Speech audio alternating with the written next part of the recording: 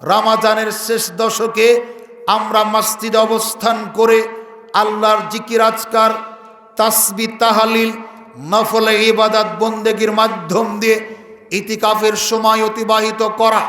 সাওবান রাদিয়াল্লাহু তাআলা আনহু বলেন, রাসূল সাল্লাল্লাহু আলাইহি ওয়াসাল্লামকে জিজ্ঞেস করা হলো, আল্লাহর নবী, লাউ আলিমনা আইয়ুল মালে খায়রুন, আমরা যদি জানতাম উত্তম জিনিস কোনগুলি, উত্তম বস্তু কোনগুলি, পানাত্তাখিজুহু, তাহলে ওইগুলিকে আমরা হেফাজত করে রাখতাম, নষ্ট হতে দিতাম না। আল্লাহর নবী বললেন, আফজালুহু লিসানুন জাকিরুন, ওই মুখ হলো উত্তম, যে মুখ আল্লাহর জিকির আজকার করে, তাসবিহ তাহলিল করে।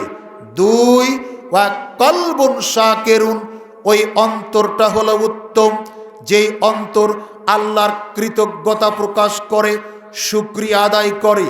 তিন, ওয়া জাওজাতুন মুমিনাতুন তুইনুহু আলা ঈমানিহি, ওই বউ হলো উত্তম, ওই স্ত্রী হলো উত্তম, যেই স্ত্রী তার স্বামীকে নেকির কাজে, দ্বীনের কাজে, ভালো কাজে সহযোগিতা করে। এই তিনটি বস্তু হলো উত্তম। সুবহানাল্লাহ, আলহামদুলিল্লাহ, আল্লাহু আকবার, লা হাওলা ওয়ালা কুওয়াতা ইল্লা বিল্লাহ, সুবহানাল্লাহি ওয়া বিহামদিহি, সুবহানাল্লাহিল আযীম, সুবহানাল্লাহিল আযীম ওয়া বিহামদিহি। এই তাসবিহ তাহলিল জিকির আজকারের মাধ্যম দিয়ে রমজানের অধিক সময় কাটানোর চেষ্টা করুন। আল্লাহ আমাদের জন্য সহজ করে দিন, আমিন।